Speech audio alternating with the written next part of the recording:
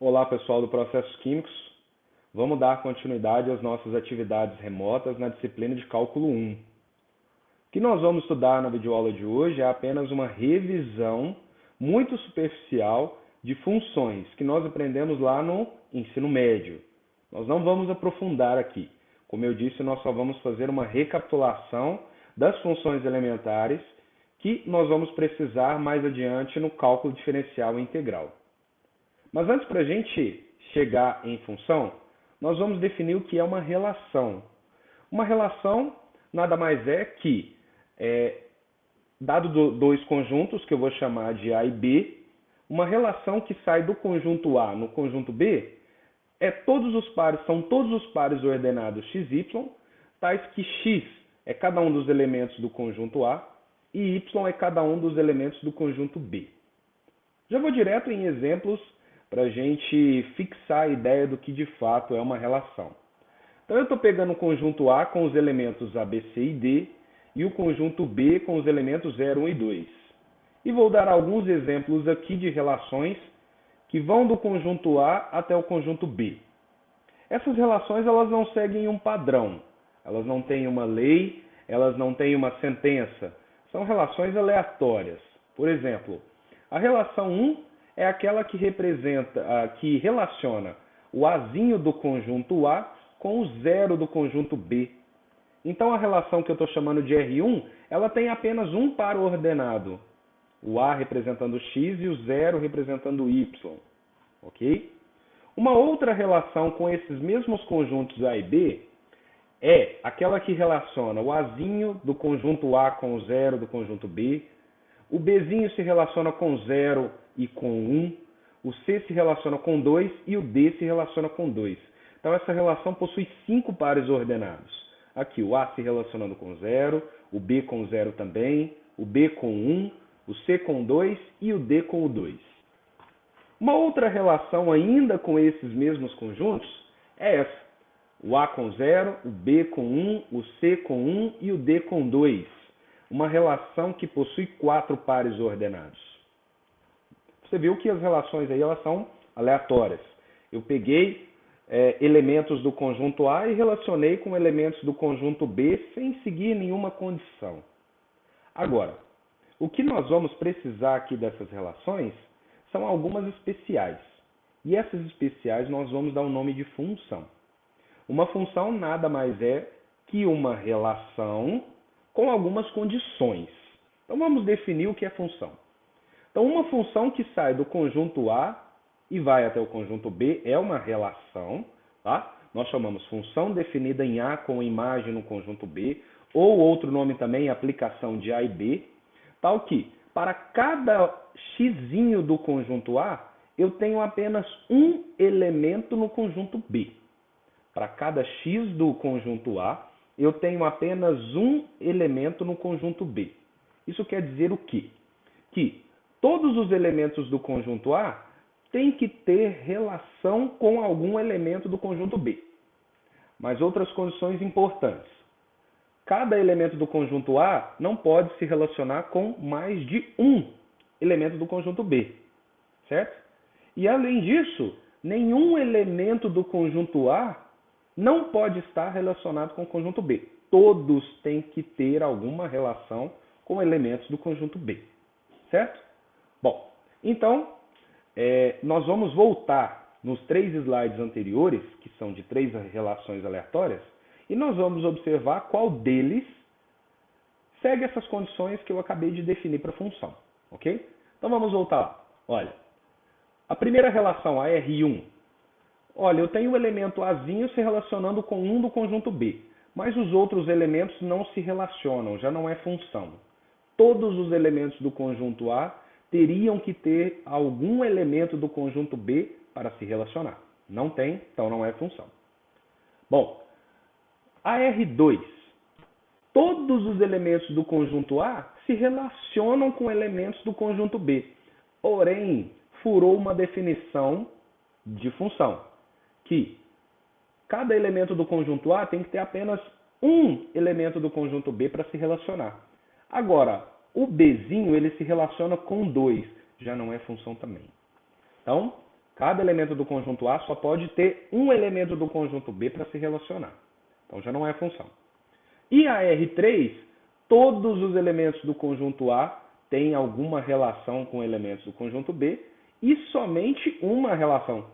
Então, ó, o Azinho só se relaciona com 0, o Bzinho só se relaciona com 1, o Czinho só se relaciona com 1 e o Dzinho só se relaciona com 2. Então você percebeu que, para a gente observar se uma relação é ou não função, nós só temos que observar para o conjunto A, ok? É ele que vai definir se a relação é ou não função. Todos os elementos do conjunto A têm que ter relação com elementos do conjunto B e cada elemento do conjunto A só pode estar relacionado com um único elemento do conjunto B. Então, dessas três aí, só a R3 é função. Vamos voltar lá. Agora, o que vai nos interessar aqui é o seguinte. Você já percebeu que função tem certas condições. Mas, além disso, ela tem que seguir um padrão. Esse padrão é o que a gente chama de lei de correspondência. Toda função tem a sua lei de correspondência. O que quer dizer isso? Bom, as funções, os elementos dos conjuntos nas funções, eles não vão ter relações aleatórias de elemento para elemento. Eu vou ter que seguir uma lei, certo? E essa lei a gente dá nome de lei de correspondência, ou lei de formação, ou expressão aberta, sentença aberta da função, ok? E essa sentença a gente denota por y, por f de x que a gente conhece, tudo bem? Bom, e você já sabe que para descobrir a relação entre os elementos de um conjunto e outro, quando você tem uma lei de formação, uma lei de correspondência da função, é só você ir jogando o valor para x e calculando o valor de y. É claro que os valores de x que você vai pegar são do conjunto A. E os y que você vai encontrar são do conjunto B. Vamos ver exemplos daqui a pouco. Bom, a lei de correspondência, agora vamos para um exemplo disso aí. Tem os conjuntos A, 0, 1, 2 e 3, e o conjunto B, 0, 1, 2, 3 até o 9. E eu estou estabelecendo uma lei de formação, uma lei de correspondência para uma função que vai do conjunto A para o conjunto B. É a lei y igual a x quadrado. Então, o que acontece? Cada um dos elementos do A, que eu já disse para você que sempre representa x, eu vou jogar na lei de formação, fazer o cálculo e ver se o número que eu encontro está no conjunto B. Tudo bem? Olha aqui. Primeiro cálculo que nós vamos fazer, olha. Para x igual a 0, eu jogo lá y igual a 0 ao quadrado e eu obtenho 0. Certo? Então eu tenho ponto 0, 0. Olha o outro aqui, ó. Para x igual a 1, que é o outro x do conjunto A, eu tenho y igual a 1 quadrado, então eu tenho ponto 1 e 1. Para x igual a 2, que eu jogo na lei de formação, que é y igual a 2 ao quadrado, que é 4, e eu tenho ponto 2 e 4.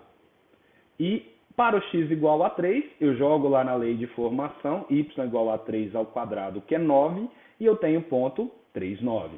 Certo? Então você observou que o 0 do conjunto A, ele se relaciona com o 0 do conjunto B. O 1 do conjunto A, ele se relaciona com o 1 do conjunto B. Já o 2 do conjunto A se relaciona com o 4 do conjunto B. E o 3, que é o último elemento do conjunto A, se relaciona com o 9 do conjunto B. Pela lei de formação, pela lei de correspondência, pela sentença aberta, y é igual a x ao quadrado. Então você percebeu, todos os elementos do A se relacionam com algum elemento do B. E nenhum deles se relacionam com dois elementos do conjunto B. Ou nenhum deles ficou sobrando ali no conjunto A. Tudo bem? Então é um exemplo de função, tá certo? Bom, vamos passar para o próximo slide. O que vai acontecer no próximo slide? Olha aí, eu fiz um diagrama de flechas para as contas que eu fiz no slide anterior. Olha, 0 ao quadrado é 0, 1 ao quadrado, 1, 2 ao quadrado, 4, 3 ao quadrado, 9. Pronto, é uma representação de função do conjunto A no conjunto B. Olha aqui, todos os elementos do conjunto A estão se relacionando e nenhum deles está sobrando, e nenhum deles se relaciona com mais de um elemento do conjunto B. Ok? Bom, tá aí. Portanto, a função ela tem 4 elementos, 4 pares ordenados, 0, 0, 1 e 1, 2 e 4, 3 e 9. É o que a gente chama de função de A e B, e a gente pode denotar assim também, ó, função que sai do conjunto A e vai para o conjunto B, em termos de simbologia, tá bom? Bom, observação para a gente sobre função. Coisas que a gente conhece. Domínio da função. É sempre o conjunto que sai flechas, certo? Corresponde a todos os elementos do conjunto A. Contradomínio da função é todo o conjunto B, é o conjunto que chega flechas. Imagem do conjunto da função são os elementos que chegam flecha lá do conjunto B. Ok? Bom, no exemplo anterior eu vou destacar qual é o domínio, o contradomínio e a imagem da função, aquela que foi definida por y igual a x². Olha aí. No exemplo anterior, quem é o domínio? É todo o conjunto A. 0, 1, 2, 3. Quem é o contradomínio? É todo o conjunto B. 0, 1, 2, 3 até o 9. E a imagem? São os elementos que chegaram flecha. Aqui foi só o 0, o 1, o 4 e o 9. Olha no diagrama de flechas. O domínio é esse todo em azul, é todo o conjunto A, o domínio da função f, o D de f. O conjunto B em verde, que é o conjunto que chega flechas, é o que a gente chama de contradomínio de f, CDF. CD de f, né, que a gente fala. E esse conjunto em vermelho, 0, 1, 4 e 9, que formam o conjunto com os elementos que chegaram flecha, eu defino ele como sendo a imagem de f. Tá aí, então, as 3 observações importantes de uma função. O domínio, o conjunto que sai flechas. O contradomínio, o conjunto que chega flechas. E a imagem, que é o conjunto dos elementos que chegam às flechas. Ok? Bom, uma coisa interessante que nós vamos observar, sempre o conjunto vermelho ele está contido no conjunto verde. Isso vai acontecer em qualquer função. Sempre a imagem vai estar contida no contradomínio. Pode acontecer da imagem ser igual ao contradomínio, sem nenhum problema. Mas nunca a imagem vai ser maior que o contradomínio. Ou ela é igual, ou ela é menor. Bom, vamos agora às funções elementares importantes que a gente precisa. Primeira, função constante. Função constante é aquela que associa qualquer valor de x a um único número real c. Ok? Bom, a expressão de função constante é essa, f de x igual a c, sempre. Vamos ver um exemplo. Olha, aliás, estou dando mais aí uma dica. O gráfico de uma função constante é sempre uma reta paralela ao eixo x. Tudo bem? Um exemplo de função constante é essa, f de x igual a 3.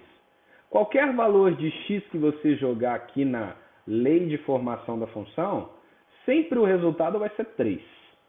Olha, se o x for 0, a imagem vai ser 3. Se o x for 1, a imagem vai ser 3.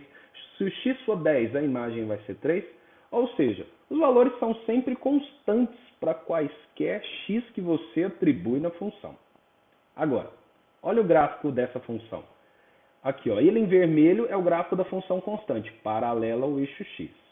E eu deixei aqui, ó, em tracejado, olha, para o x igual a menos 2, quem é a imagem? 3. Para o x igual a menos 1, quem é a imagem? 3. Para o x igual a 0, quem é a imagem? 3. Para o x igual a 1, 3. Para o x igual a 2, 3. Para o x igual a 3, 3. Ou seja, o gráfico da função constante, ela tem uma única imagem, que é o 3, para quaisquer valores de x do domínio. Então aí eu já deixei como observação. Quem é o domínio dessa função? É todo o eixo x. Qualquer valor de x que você pegar no eixo aqui, ele faz parte do domínio da função. Ele tem resultado quando você joga na expressão da função. Quem é o contradomínio da função? É todo o eixo y, ok? Olha, eu não escrevo eixo x nem eixo y como resposta de domínio e contradomínio. Por quê? Eu sei que o eixo x e o eixo y são representados por números reais. Então, quem é o domínio? É o conjunto dos números reais no eixo x. Quem é o contradomínio? É o conjunto dos números reais No eixo Y. Porque o eixo X é o conjunto que sai as flechas em direção ao gráfico. O eixo Y é onde chegam as flechas que vêm lá do eixo X, o contradomínio. E onde foi o único elemento que se chegou flecha lá no contradomínio? O 3. Então é ele que representa a imagem da função. Essa função só tem um elemento na imagem, o 3. Bom, agora nós vamos crescer de função aí. Função do primeiro grau. Uma função do primeiro grau ela é escrita dessa forma, ax mais b, onde a e b são números reais, só que o a não pode ser zero. Por que o a não pode ser zero? Se ele for zero, aqui vai ficar 0 vezes x, que vai anular, e vai ficar só b. Isso aí é uma função constante, que nós acabamos de estudar. Então o a tem que ser diferente de zero. Tudo bem? Bom, o que é o gráfico de uma função do primeiro grau? Ela é uma reta, mas ela não é reta paralela ao eixo x, porque reta paralela ao eixo x é constante. Ela é uma reta oblíqua. Ela não é paralela ao eixo x, ela não é horizontal e ela não é nem vertical. Ela é oblíqua, ok? E nós temos dois casos para a função do primeiro grau de gráfico. Vamos acompanhar. Olha, algumas observações para o gráfico de uma função do primeiro grau. O gráfico da função ela intersecta o eixo x na raiz da função, que você já sabe. Como é que se calcula a raiz de uma função do primeiro grau? É x igual a menos b sobre a. É só você pegar aquele ax mais b, que é a lei de formação da função do primeiro grau, a lei de correspondência, igualar a zero e isolar o x. Vou deixar para você verificar. Nós vamos chegar em x igual a menos b sobre a. Ok? Olha, o gráfico da função intersecta o eixo y lá no b. O b é aquele elemento, aquele termo independente da lei de correspondência da função. Ok? Então é ele que representa a interseção do gráfico com o eixo y. Olha, mais ainda, se o a lá da lei de correspondência da função do primeiro grau for negativo, a reta ela é decrescente, dessa forma. Agora, se o a for positivo, o gráfico, a reta, ela é crescente. Vamos dar exemplo para ilustrar. Olha, lei de formação da função do primeiro grau, lei de correspondência, f de x igual a 2x mais 3. Olha, o número que acompanha o x sempre é o a, e o termo independente, o número sozinho, é o b. Pronto, o a é 2 e o b é 3. Vamos achar a interseção com o eixo x? Bom, interseção com o eixo x é na raiz, que é menos b sobre a. Então, no lugar do b eu vou colocar o 3, no lugar do a eu vou colocar o 2. Então, lá no eixo x, exatamente no valor menos 3 meios, o gráfico vai cortar. E aonde corta o eixo y? Pelo que você viu na observação, é no valor b. Quem é o b? 3. Então, o gráfico dessa função do primeiro grau vai cortar o eixo x no menos 3 sobre 2 e vai cortar o eixo y no 3. Olha o gráfico aqui. No eixo x, exatamente aqui na raiz, a reta corta no menos 3 sobre 2 e aqui no eixo y ela corta no 3. Tudo bem? Olha, qual é o domínio dessa função? É todo o conjunto dos números reais lá no eixo x. Por quê? Qualquer número que você jogar no gráfico vai ter um representante lá na imagem. Olha, se for aqui, ó, antes do menos 3 sobre 2, você vai descer até o gráfico em vermelho e jogar no eixo y. Todos eles vão ter um correspondente lá no eixo y. Olha, para depois do menos 3,5, olha, joga no gráfico, joga no eixo y, joga no gráfico, joga no eixo y. Então, qualquer elemento do eixo x vai ter como fazer o cálculo lá na lei de correspondência. Quem é o contradomínio dessa função? É todo o conjunto dos números reais no eixo y, certo? E aonde se chegam flechas lá no eixo y? Também, no todo o eixo y vai chegar flecha. Então, qualquer valor de x lá no eixo x, nos números reais, sempre eu vou ter um número lá no eixo y, certo? Isso é uma particularidade muito interessante da função do primeiro grau. Domínio contra domínio, imagem sempre os mesmos. Conjunto dos números reais. Olha, o a é positivo, a reta crescente. Ok? Que nós vimos lá na observação. Olha outro exemplo aí. Função do primeiro grau. Lei de correspondência, lei de formação, f de x igual a menos x mais 2. O a é o número que acompanha o x, que é o menos 1, e o b é o termo independente 2. A raiz eu já sei, x igual a menos b sobre a. No lugar do b, 2, no lugar do a, menos 1. Menos 2 dividido por menos 1, a reta corta o eixo x no 2. E ela corta o eixo y no b, que é no 2 também. Então, olha a reta aí, ó. Corta o eixo x na raiz, ali no valor 2. Corta o eixo y ali no b, também no valor 2. O a é negativo, olha, decrescente. E particularidade da função do primeiro grau, domínio contra domínio imagem sempre os mesmos, conjunto dos números reais. Ok? Bom, já saímos da função constante, já saímos da função do primeiro grau, vamos à função do segundo grau que a gente já conhece, que se escreve ax² mais bx mais c. O a, o b e o c são números reais. O a não pode ser zero, porque se zerar esse termo aqui, ó, fica bx mais c, que é a função do primeiro grau, já ficou para trás. Tudo bem?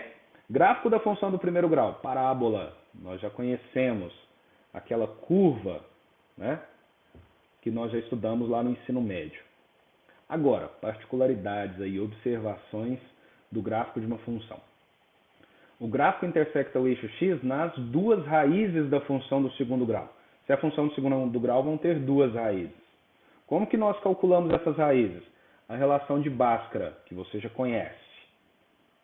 Aonde que o gráfico da parábola intersecta o eixo y? No valor c, lá da lei de correspondência dela. Qual é a lei de correspondência? ax² mais bx mais c. Aquele valor c é onde a parábola intersecta o eixo y. Olha, se o a lá da lei de correspondência for negativo, parábola virada para baixo, côncava para baixo, tem concavidade para baixo. Se o a for positivo, a parábola é voltada para cima, concavidade para cima, côncava para cima. E, deixando como observação, o vértice da parábola é dado por esse ponto de coordenadas, menos b sobre 2a e menos delta sobre 4a. Lembra que o a, o b e o c é lá da lei de correspondência da função do segundo grau, e o delta veio lá da relação de Bhaskara que você já conhece. Além disso, o domínio contra domínio da função do segundo grau sempre são os mesmos, conjunto dos números reais. Vou mostrar isso no exemplo. Já o conjunto imagem, ele segue duas condições. Se o a for negativo, é do valor y do vértice para baixo, porque a parábola vai ficar voltada para baixo. Então, é do pico aqui do vértice, lá no eixo y, para baixo, conjunto imagem. Agora, se o a for positivo, é do y do vértice, aqui, ó, do ponto de mínimo, para cima. Tudo bem? Vamos ver um exemplo aí de uma função do segundo grau e o gráfico, para a gente ver todas essas observações. Ó, função f de x igual a x² menos 4x mais 3. O a sempre é o cara que acompanha o x², o b o cara que acompanha o x, e o c o termo sozinho. Então, 1, menos 4 e 3.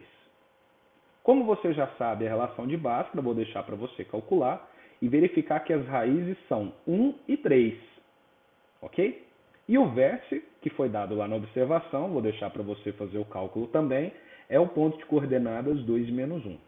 Ou seja, essa parábola ela corta o eixo x em dois lugares, no 1 e no 3. Você já sabe que a parábola corta o eixo y no c, que é lá no 3. E esse aqui é o vértice, é o ponto de máximo da parábola se estiver voltada para baixo, ou de mínimo da parábola se estiver voltada para cima. Olha o gráfico dessa parábola aí. Ela corta o eixo x exatamente no 1 e no 3. Ela intersecta o eixo y no 3, que é o valor c da lei de correspondência. E o vértice aqui, ó, de coordenadas 2 e menos 1. Olha o valor do a, não é positivo?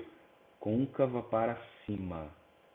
E o vértice é um ponto de mínimo, olha. Ela vem decrescendo, aí ela vai até o vértice, que no mínimo dela, e depois ela volta. Olha que interessante. O domínio é todo o conjunto dos reais no eixo x, Contradomínio, todo o conjunto dos reais no eixo Y. Mas olha a imagem, tá vendo que a imagem ela pega aqui, ó, a parábola, o y do vértice da parábola não é no menos 1? Olha, é tudo daqui para cima, do menos 1 para mais infinito. Porque quando qualquer valor de x que eu jogo no gráfico e jogo no eixo y, ele sempre vai pegar do menos 1 para cima. Esse é o conjunto imagem dessa função do segundo grau. O mesmo vai servir para as outras funções do segundo grau também. Você já sabe que se a parábola for côncava para baixo, porque o valor do a vai ser negativo, você vai pegar o y do vértice para baixo, em direção ao menos infinito, e ele vai corresponder ao conjunto imagem. Bom, vamos agora a um outro tipo de função, que vai ser superficial o estudo dela também, nós não vamos nos aprofundar, que é a função exponencial. A função exponencial é dada por essa lei de correspondência, a elevado a x. Esse a é um número real, tá ok? Mas é um número real especial, ele não é qualquer um. Ele é um número real sempre positivo e ele não pode ser 1. Por que ele não pode ser 1? Porque 1 elevado a qualquer número é 1 vezes 1 vezes 1 vezes 1 vezes 1, que é 1 e não vai ter graça. Vai ser o gráfico de uma função constante, praticamente. Ok? E a gente não trabalha com número negativo aqui na base da função exponencial, por padrão mesmo. Nós só vamos ficar com a valor positivo. Tudo bem? Então, lei de correspondência da função exponencial, a elevado a x. São potências que nós vamos calcular aqui, né? Nós vamos atribuir valor para x aqui no expoente e vamos fazer o cálculo. Nós não vamos nos aprofundar muito, vamos direto ao exemplo direto no gráfico. Olha, antes algumas observações. Como eu disse para vocês aí, ó, o a é sempre um número positivo e ele não pode ser 1. Então nós temos dois casos para o valor do a. Ou ele fica entre 0 e 1, ou ele fica maior que 1. Se o a, que é a base da potência da função exponencial, tiver entre 0 e 1, o gráfico da função exponencial vai decrescer. E se ele for maior que 1, o gráfico da função exponencial irá crescer. Ok? Bom, outra particularidade. O gráfico de qualquer função exponencial sempre vai intersectar o eixo y no 1. Já vou explicar por quê quando eu tiver o gráfico. E contradomínio e domínio da função exponencial, sempre os mesmos, reais. E a imagem é sempre do zero para cima. Zero para mais infinito. Vamos ver no gráfico para entender melhor. Olha, um exemplo de função exponencial. 5 meios elevado a x. Ok? Olha, 5 meios elevado a x, na verdade, uma correção aqui. Aqui não é 5 meios, seria 2 quintos, tá bom? Então considera f de x igual a 2 quintos. Estou olhando aqui no meu papel. É 2 quintos elevado a x. Corrija aí, por favor. Lei de correspondência da função, f de x igual a 2 quintos elevado a x. Esse 2 quintos que você já corrigiu aí, ele está entre 0 e 1, porque se você dividir 2 por 5 vai dar 0,4. Então a base, que é o número a da lei de correspondência da função exponencial, está entre 0 e 1. Certo? E você viu que quando esse a está entre 0 e 1, o gráfico da função ele é decrescente. E todos os gráficos de uma função exponencial decrescente vão se assemelhar a esse gráfico. Certo?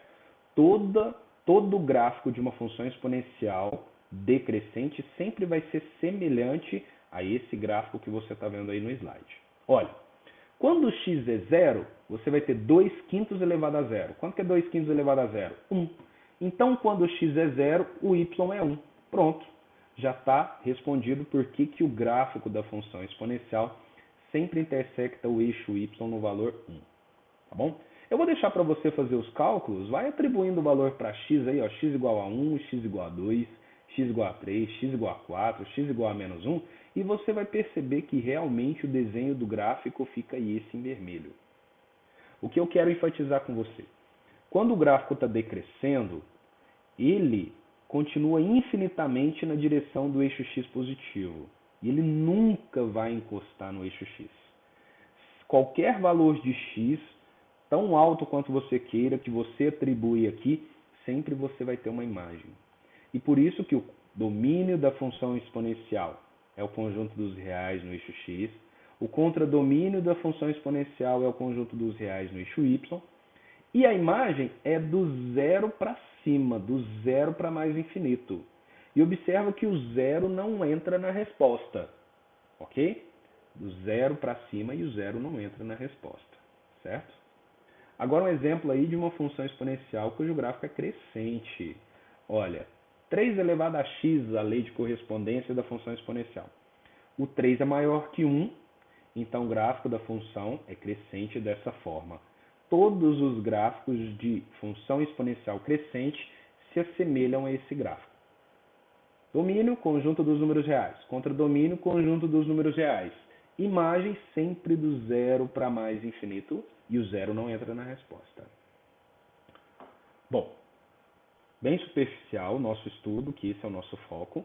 Agora nós vamos para a função logarítmica, que é o inverso da função exponencial.